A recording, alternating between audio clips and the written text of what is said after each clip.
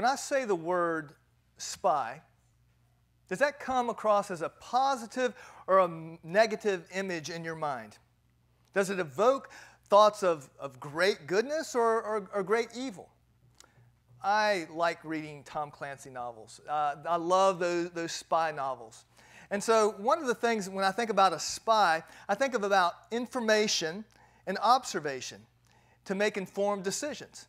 And so from that standpoint, when you say spy, I'm not thinking that it's necessarily a bad thing. But perceptions are everything. And so the question is the person who is doing the spying have malicious and evil intent, or do they have good intent? Are they leveraging this information for good purposes or for evil things, for unrighteous decisions to hurt me or for righteous decisions to help me? And so these are the things that we all have to evaluate when we look at information and processing information. And so your perception of a spy could be a positive or negative depending upon where you're located. But you see, God works even through spies to accomplish purposes for His kingdom. Last week we saw that Joshua was called out to be a soldier, and then he was called to choose his soldiers as well in fighting the battle, leading them into a battle and leading them into victory over the Amalekites, as we saw last week. And this week we see Joshua's faithfulness and his character resulted in a more delegation of responsibility for God's kingdom purposes. Now this week we're going to do a little bit more background again. Next week we're going to be getting actually into the book of Joshua, but part of this is leading up, so I have to cover a little bit of that background information so that we're up to speed. So last week we saw as Moses led the Israelites out of Egypt, they had this battle with the Amalekites, and Joshua was called up to lead the nation of Israel in this victory over the Amalekites. But we also see Joshua's ascension to an assistant. Now, this takes place after the Israelites have been in the desert for about 3 months. At that point, you run into Exodus chapter 20, where we see God speaking the Ten Commandments. Now, if you read through this section, you see a whole lot of information about the Ten Commandments, but it's important to note that God spoke the Ten Commandments first, and He spoke them to all of the people of Israel. And His voice boomed with thunder such that the people were terrified. And they said, "Don't let God talk to us directly. Moses, you talk to God directly for us." And so God spoke out the Ten Commandments. He spoke them out boldly and powerfully. And we see that in Exodus chapter 20. But we also see in Exodus chapter 24 that Moses, he arose with his assistant Joshua, and they went up to the mountain of God. Now this time, as they're going up to the mountain of God, God writes the Ten Commandments. Now, Moses had recorded some of these interactions with the Lord, so we see Moses doing some writing, we see God doing some writing, we see Moses speaking. But this situation is now where Moses is going up into the mountains with Joshua. And Joshua is assisting Moses in this period of 40 days where God writes the law. He writes the law and He writes the commandments on the stone tablets during 40 days. And there's actually another 40 days of fasting that takes place. And so there's a lot of up and down in the mountains. But what we see is that at this point, Joshua is accompanying Moses, not into the military battle, but to the high mountain of God, a great spiritual encounter. Joshua's faithfulness on the battlefield, leading an untrained army against a foe that was known for harassing people and experiencing a victory that was beyond his ability, showed that he had the faithfulness to take the next step forward in leadership. Moses calls Joshua out to go with him. And they're up on the mountain, and God is writing the stone tablets of the Ten Commandments. And then something happens. There's some decadence that takes place in the camp. Because Moses was gone for 40 days. He was gone a long time. And then immorality broke out in the camp. They had been led out of Egypt. And they had seen God do great miracles. And they had heard the voice of God thunder. But when Moses goes up into the mountain, they said, "Hey, well, maybe this great God killed Moses, and so we need to do our own thing." So they broke the very verbal commandments that Moses had given them, and they create idols. And so it says, in dealing with this decadence, it says in Exodus chapter 32, verse 17, when Joshua heard the noise of the people as they shouted, he said to Moses, "There is a noise of war in the camp." But when they evaluated it, they said, well, it's not a noise of war. It's a noise of celebration. What do we do? And so they went down and found out that people had made the golden calf. There was, idolatry going on. There was immorality going on. Decadence had broken out. And so they had to deal with this decadence in the camp. It was a very serious situation, and there were some immediate responses that took place in this breakout of decadence in the camp. And so what happens now is after this debacle of the children of Israel, God says, go to the promised land. Go to the promised land, but I'm not going to go with you. I'm not going to put up with you. And so at that point, they go to the tent of meetings. And this was a place that was set up outside of the camp of Israel where Moses and God had this face-to-face conversation. It said they spoke face-to-face. As a matter of fact, it says in verse 11 of chapter 33, it says, thus the Lord used to speak to Moses face to face as a man speaks to his friend. When Moses returned to the camp, his assistant, Joshua, son of Nun, a young man, would not depart from the tent. See, they went from the decadence to the tent of meetings. And Moses is in the tent of meetings, and he's encountering God, and they're talking about how to deal with the stubborn, stiff-necked people, leading them to the promised land. But young Joshua, he's a young man, but he's over the age of 20, and even though he's a young man, he still was respected, as we will see. He remained at the tent of meetings. You see, there's something that's very powerful about being close to a person who spends time with God and being close to a place where there's an encounter with God. And while Moses was having this face-to-face conversation with the Lord, Joshua was close by. He saw the intimacy of this relationship that Moses had with God, and he was entrusted to be at the tent of meetings so people wouldn't get curious and go in and see what was going on in there at this tent of meetings. And so he was delegated responsibility as an assistant to Moses, because there's something about being power in the proximity of God. We often might be lacking power in our own lives because for some reason we've lost that proximity with God. We keep God at a distance. We keep God at a comfortable space. We keep God in our little box where we pull Him out when we want Him to do something for us, rather than being in close proximity with God and being transformed by the power of God. And all of this is an introduction to what we see leading up to the situation of Moses as a spy. So let us go to the Lord in prayer that we might be changed as we enter into His presence. Father, we thank You for Your word, which is powerful to change lives, and Your word, which is true in this world that is so vacillating and relative. Change us by Your word, Lord. We pray that we wouldn't just hear Your word today, but Your word would be infused into our very being, and we would be changed by Your word and by Your presence as You empower us to live holy lives and to love You wholeheartedly and to accomplish Your will for us on this earth. Show us how to apply this word as we look at Joshua the spy this morning. In Jesus' name, amen. So the main idea that we want to take away from the message today, we're going to be moving into Numbers, chapters 13 and 14. But the main idea that we want to take away is that living in fear ourselves and instilling fear in others opposes God's faith goals for His people. Living in fear ourselves, so often it's easy for us to be fearful, and then instilling fear in others, taking that fear that we have and imposing that upon others, really opposes God's faith goals for His people. God has faith goals for us individually. He has faith goals for us as a people. But when we succumb to fear ourselves and we transfer that fear to others, we undermine God's goals for us. And He's going to use other things to accomplish His goals. And there are consequences when we live in opposition to God's goals. In these passages that we'll examine today, in Numbers 13 and 14, we'll see three stages that often occur when pursuing God's purposes. The first stage that we see is the assigned to assess. The assignment to assess the situation. And this is what takes place with Moses sending out the spies.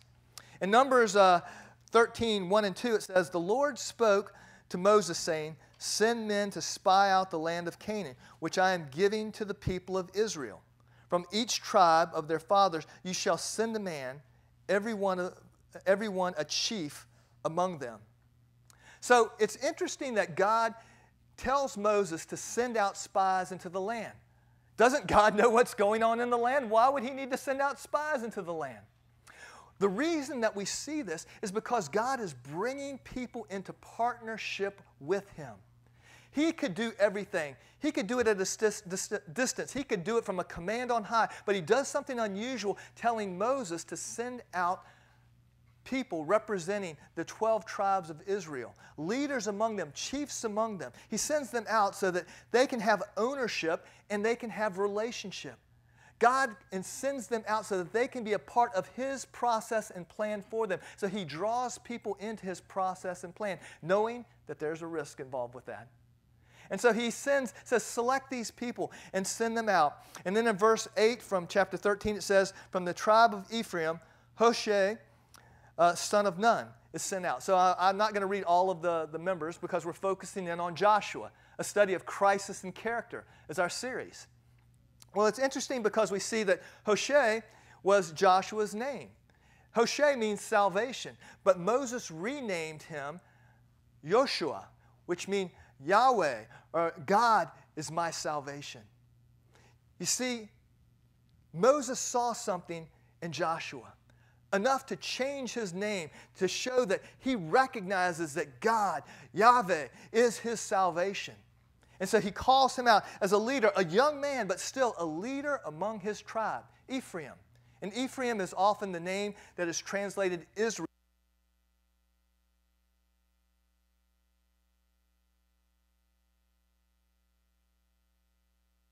Mic up? Okay, there we go.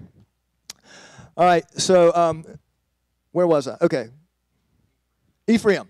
Yeah, so Ephraim was one of the sons of Joseph, and Ephraim is the name that is synonymous with Israel when they're talking about the tribes, the northern tribe and the southern tribe. You have Judah, and then you have Ephraim or Israel. And so Joshua was from the tribe of Ephraim, and he is renamed from Hosea to Joshua, which means Yahweh is our salvation.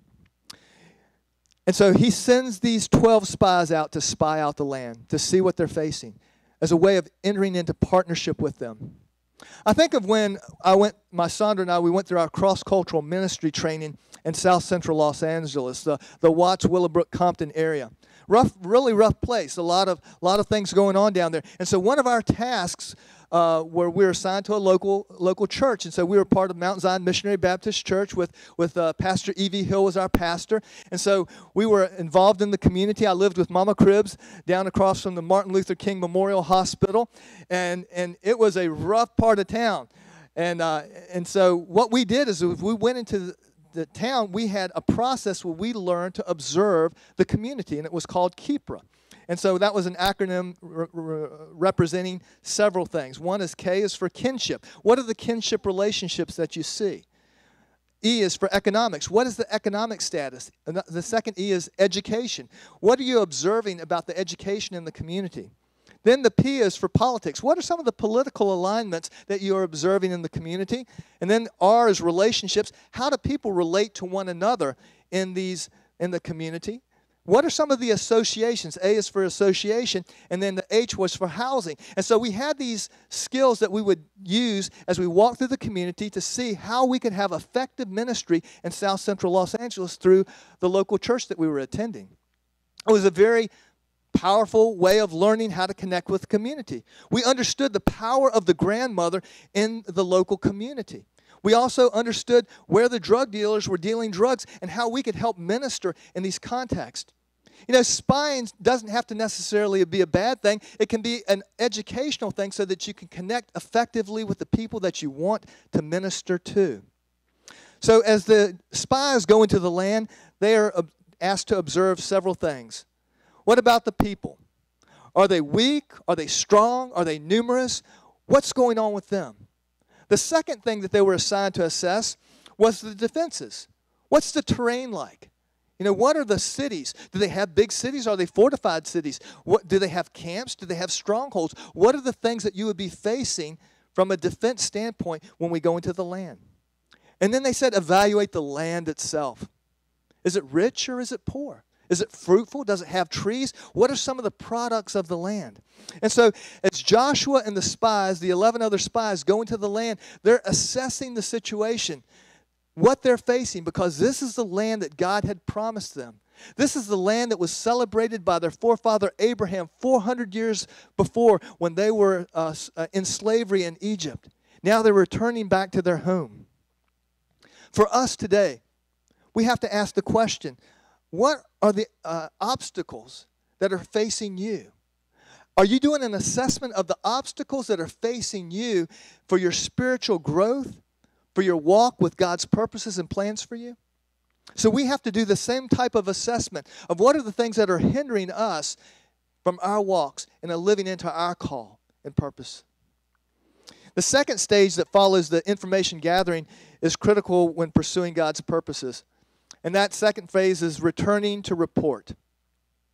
You know, when the spies, they went into the land, they were told to bring back some of the produce of the land. And so they were gone for 40 days. And what happened is they didn't cross the Jordan River to get into, I have to do this in reverse. They didn't cross the Jordan River to get into the land of Israel. They came straight up the middle. They went up from Beersheba, right up to Hebron, right up through Jerusalem, all the way to the northern part. And so you have to realize 40 days was a good amount of time because they went all the way up to the full length of the land north of the Sea of Galilee.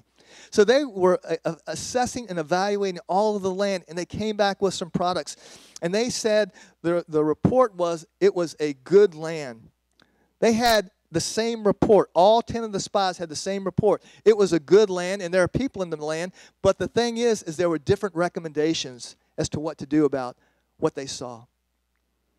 See, we pick up from what took place in the returning report in Numbers chapter 14, verses 5 through 9. Numbers 14, 5 through 9. Said, and Moses and Aaron, they fell on their faces before the assembly of the congregation of the people of Israel.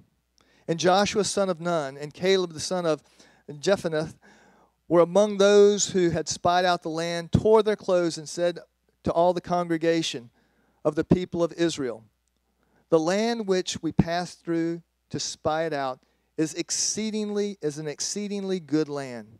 If the Lord delights in us, he will bring us into this land and give it to us, a land flowing with milk and honey. Only do not rebel against the Lord, and do not fear the people of the land, for they are bread for us. Their protection is removed from them, and the Lord is with us. Do not fear them. Well, before we get to this passage, there's some things that took place.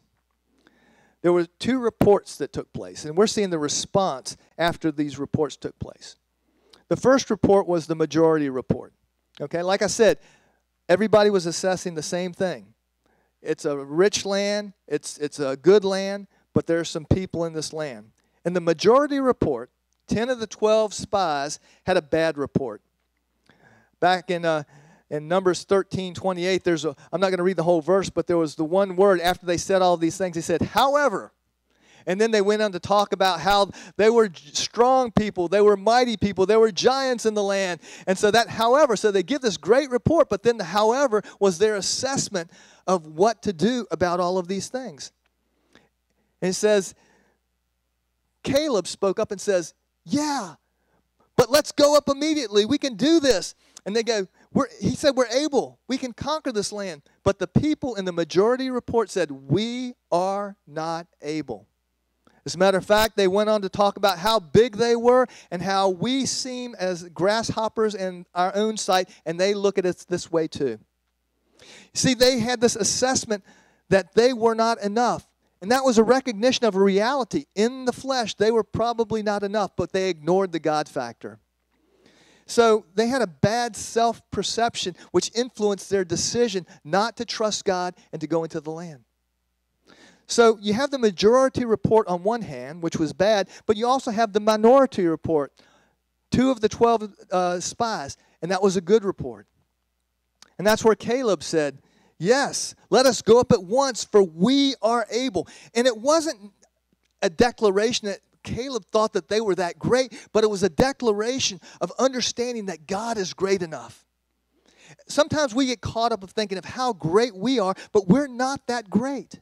We are not enough. We are not sufficient, and that's okay because the God we serve is greater. He is enough. He is able. Caleb understood this. And when he says, we can do it, it's not like we can do it, but we can do it because God is going before us. What are the things that you're hesitant to do? Because you're looking at things from the limitation of your own abilities, powers, giftedness, resources that could be very different if you saw it from the perspective of God's strength, power, ability, wisdom, and resources. You see, the minority report was based on God's perception of the thing. And Joshua took a stand. When the people were rebelling and they're saying, hey, we need to raise up a leader who will take us back to Egypt. You see what happened? They faced a little bit of difficulty. They faced some challenges, and their response was, let's go back to Egypt. Let's go back to bondage. So often it's easy to go back to bondage when things are difficult. But God has so much more for us. He has so much better. Not to go back into bondage, not to go back to Egypt, not to go back to slavery, but to advance in the face of things that seem to be overwhelmingly challenging. And we can have victory because God goes before us. So often in the world around us, we go back to the comfort and ease of dysfunctionality rather than pushing through the difficulties to something that could be so much better if we just had the courage to trust God and to persevere. Joshua took his stand. He took a stand while Moses and Aaron are falling on their faces because the people are getting ready to stone them. They're wanting to raise up new leaders. They're wanting to go back, and Joshua stands up. He has spent time with God. He had seen God beat the Amalekites in battle. He had been up with Moses on the mountain of God. He had been at the tent of meetings. He had experienced the power of God, and he had seen the provision of God, and he knew what they were facing. Joshua wasn't denying the reality. He knew there were giants in the land. He was embracing the truth that God was leading them to a very good place. And it was going to be hard. But he said, the land which we passed through to spy out is exceedingly good land. God provides things that are exceedingly good, abundantly good, more than enough. He's got great things for us. Now, that's not a prosperity gospel, but that's a reality because we are his children and he loves us and he has good things for us. Doesn't mean it's going to be easy all the time. Doesn't mean that there's not going to be difficulties, but it means that God has prepared good things for us when we walk according to his word. And said, and if the Lord delights in us, he will bring us into the land. He will give it to us, this land flowing with milk and honey. But then Joshua issues a stern warning. Only do not rebel against the Lord, and do not fear the people of the land, for they are bread for us. Contrary to the perception of the majority report, we're grasshoppers in our own eyes, Joshua said, these giants are bread for us. We're going to eat them up, not because we're great and giant slayers, but because God is greater than the giants in the land. Their protection is removed from them. The Lord is with us. Do not fear. You know, there's somebody here today who needs to hear the message that the Lord is with you. Do not fear. I don't know what you're going through. I don't know what financial crisis you're going through. I don't know what health crisis you're going through, what relationship crisis that you're going through. But the Lord is with you, and that is why we do not need to be afraid. This is good news today, and this is the message that we can take from the spying out of the land, that things can be difficult, but God is with us because he laid it all out on the cross. Jesus shed his blood, and Jesus is actually derived from the name Yeshua is from Yoshua. God is our salvation. Jesus is our salvation. His death on the cross is what gives us the hope and the boldness of knowing that God is with us and he can take us through anything and everything. So what are the lenses that you're looking through to evaluate the obstacles in your life? Are you looking through the lens of self-perception of I'm not enough? And it might be because you're not enough, but that's okay. But are you looking through the lens that God is enough, and because he's enough, he can overcome the inadequacies that I see in myself? And guess what? Jesus loves you with those flaws and inadequacies, and he wants to take all of those flaws, inadequacies, and those less than things and fill you up so that you are more than enough in who He is. You are more than enough in Jesus. So as we've looked at the stage one of the being assigned to assess the situation, we looked at stage two with the reporting back, returning to report. The third stage that we see in accomplishing God's plans and purposes involve overcoming opposition. In Numbers 14:10, we have the last verse of this section. It says, "And then all the congregation said to stone them with stones. But the glory of the Lord appeared at the tent of meeting to all the people of Israel." You see, the people were so despaired over the majority report that they were willing to commit murder of their leaders. Think about that for a second. Fear of an individual can result in inciting fear among the masses, which can result in murder of innocent people who are trying to take a lead and lead people into the next exciting thing that God has for them. It's a scary future. There were giants in the land. Moses and Aaron were leading them, and yet the people wanted to stone them and put them to death and commit murder and go back to slavery rather than advancing to the promised land that God had for them. How often do we short-circuit the good things that God has for us by returning back to the things that we know and are comfortable with? Even when we spy out the land and we see that there are obstacles and there are difficulties, but we understand that God is greater, we can get through these things together. There are 3 quick points with this overcoming opposition. Is the first one, a hater's going to hate. Haters are going to hate. You can't get around the fact there is going to be resistance when we choose to take steps of faith. You might have a step of faith that you're really wanting to take right now, but there are others around that might not have the faith that you have, and so they're going to potentially discourage you. They might even say that what you're doing is just really insane. It's not a good thing to do. Maybe they're jealous. We don't know what the motivation is, but there is always going to be opposition. So we should not be afraid when opposition comes. As a matter of fact, we should expect opposition to come when we're taking steps of faith to move forward. Our enemy, the devil, is constantly trying to oppose the plans of God. And so he can work directly against us, or he can work through others, sometimes even friendly fire, to oppose us. But just be prepared for opposition so that you don't get thrown off when that comes. Haters are going to hate. But the good news is that God is our defender. The Lord is with us. Trust in the Lord when things are looking bad. Because what happened in this situation says they were about to get stoned. It was very serious. I mean, you have over 1 million people who are upset because you're getting ready to take them to a place where they think they're going to get crushed in defeat, even though they just defeated the Amalekites, even though they just came through the Red Sea, even where the Egyptian army was destroyed, even though they were freed from 400 years of slavery by the strongest army on the planet. They're still wanting to go back. There is going to be opposition, but God in His faithfulness shows up at just the right time.